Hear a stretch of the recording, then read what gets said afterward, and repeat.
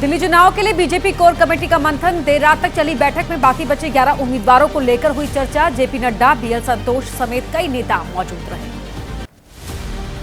सूत्रों के मुताबिक बीजेपी की मीटिंग में 2 सीट सहयोगी दलों को देने पर हुई चर्चा। बुराड़ी सीट से जेडीयू और देवली से एलजेपी रामविलास के उम्मीदवार लड़ सकते हैं चुनाव। दिल्ली विधानसभा चुनाव के लिए कांग्रेस ने 5 और उम्मीदवारों की चौथी लिस्ट जारी की। 70 में से अब तक 68 प्रत्याशियों की कांग्रेस कर चुकी है घोषणा। राहुल गांधी के इंडियन स्टेट वाले बयान पर बढ़ा विवाद। कांग्रेस दफ्तर के उद्घाटन पर आरएसएस और बीजेपी पर वार करने के दौरान राहुल ने भारतीय राज्य से लड़ाई की बात कही थी। राहुल गांधी के बयान पर बीजेपी हमलावर। बीजेपी नेता रविशंकर प्रसाद बोले, राहुल गांधी जिस तरह की भाषा बोलते हैं वैसी भाषा माओवादी बोलते हैं।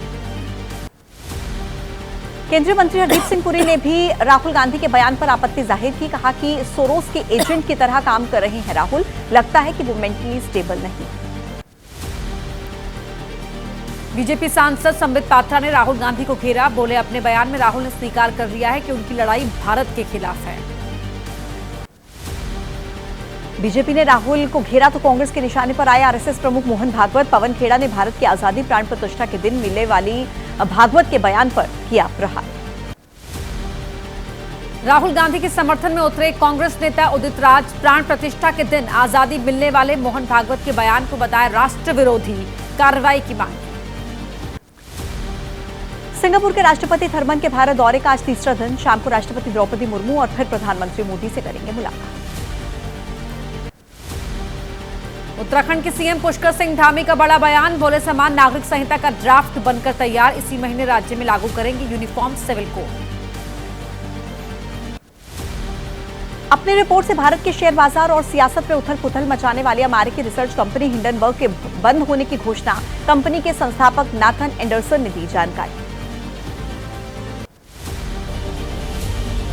और आइए अब देख लेते हैं दिल्ली चुनाव और उपचुनाव से जुड़ी हुई खबरें आज की न्यूज में। दिल्ली में नामांकन के लिए बचे हैं आखिरी 2 दिन। आज बीजेपी के कई उम्मीदवार भरेंगे पर्चा। कपिल मिश्रा, मनजिंदर सिरसा, अरविंदर सिंह लवली जैसे बड़े चेहरे करेंगे नॉमिनेशन। आम आदमी पार्टी के दिग्गज मनीष सिसोदिया, गोपाल राय और सौरभ भारद्वाज भी आज दाखिल करेंगी नामांकन। केजरीवाल के सामने कांग्रेस के संदीप दीक्षित भी आज ही भरेंगे पर्चा। कस्टडी पैरोल पर आज तिहाड़ जेल से बाहर आएगा दिल्ली दंगों का आरोपी ताहिर हुसैन। मुस्तफाबाद विधानसभा सीट से एआईएमआईएम उम्मीदवार के तौर पर दाखिल करेगा नामांकन। दिल्ली चुनाव के लिए कांग्रेस आज दोपहर 12 बजे जारी करेगी चौथी गारंटी। तीसरी गारंटी में कांग्रेस ने बेरोजगार युवाओं को 8,500 रुपए महीना देने का किया है चुनावी वादा। केजरीवाल से ज्यादा अमीर हैं नई दिल्ली सीट से दांव आजमा रहे बीजेपी के प्रत्याशी प्रवेश वर्मा। हलफनामे के मुताबिक प्रवेश वर्मा के पास 90 करोड़ की है कुल संपत्ति।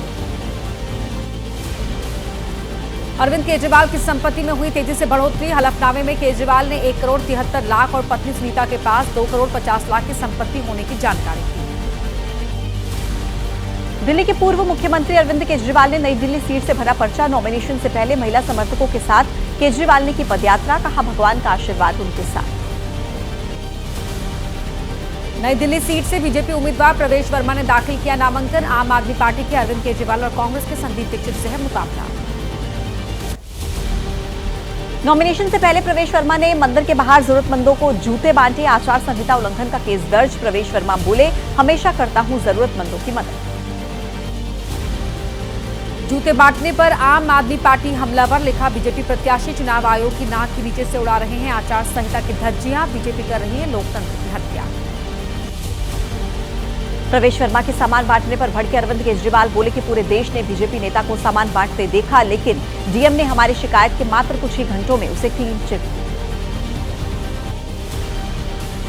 आम आदमी पार्टी की नेता शैली ओबरॉय का प्रवेश वर्मा पर निशाना। बोली, जूते बांटकर वोट नहीं खरीदे जा सकते। महिलाएं 10 साल से आम आदमी पार्टी के साथ हैं। बीजेपी उम्मीदवार रमेश बिधूड़ी का फिर से विवादित बयान। कहा, वोट के लिए दिल्ली की गलियों में हिरनी की तरह भाग रही हैं आतिशी। आम आदमी पार्टी ने बिधूड़ी को बताया महिला विरोधी। रमेश बिधूड़ी के विवादित बयान पर कांग्रेस नेता सुखपाल खैरा ने जताई आपत्ति। कहा, बिधूड़ी अगर किसी और पार्टी में होते तो पुलिस ने दर्ज कर दिया होता मामला। बीजेपी के सांसद अनुराग ठाकुर ने जारी किया पोस्टर, लिखा 2026 करोड़ के शराब घोटाले से केजरीवाल ने अपने साथियों के साथ मिलकर दिल्ली का किया बंटाधार।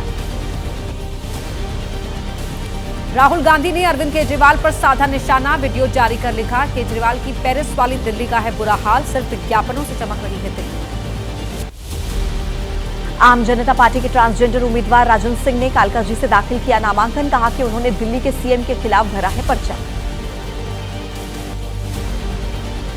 दिल्ली में आचार संहिता के उल्लंघन के आरोप में एक हफ्ते के अंदर पुलिस ने दर्ज किए 180 मामले, करीब 20,000 लीटर अवैध शराब और 60 किलो मादक पदार्थ भी जब्त किया गया।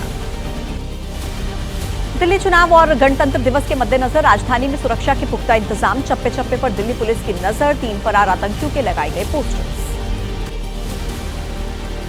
मिल्कीपुर उपचुनाव के लिए बीजेपी पासवान का आज नामांकन, योगी मंत्रिमंडल के कई मंत्री नॉमिनेशन में रहेंगे मौजूद, एसपी के अजीत प्रसाद से है टक्कर। मिल्कीपुर विधानसभा सीट से समाजवादी पार्टी के प्रत्याशी अजीत प्रसाद ने उपचुनाव के लिए पर्चा भरा, बोले मिल्कीपुर उपचुनाव बहुत बड़े अंतर से जीतेंगे। और आइए अब देखते हैं 8 सेकंड न्यूज में देश की खबरें तेज रफ्तार के साथ।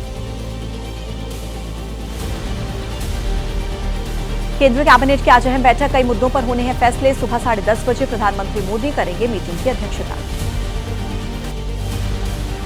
बीजेपी अध्यक्ष जेपी नड्डा भी आज सिंगापुर के राष्ट्रपति थर्मन से करेंगे मुलाकात, बीजेपी को जानो पहल के तहत दोनों के बीच होगी बातचीत।